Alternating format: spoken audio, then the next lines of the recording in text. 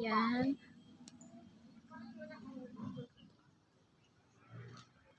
Dito kami sa Martisim. Ayan. Ganda ng puno.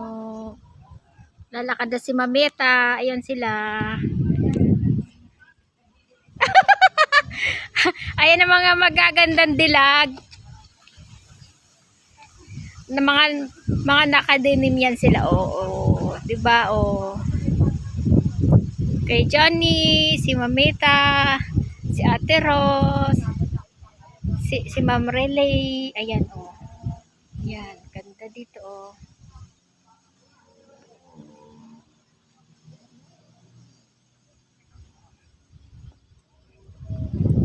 Ayan mga turista.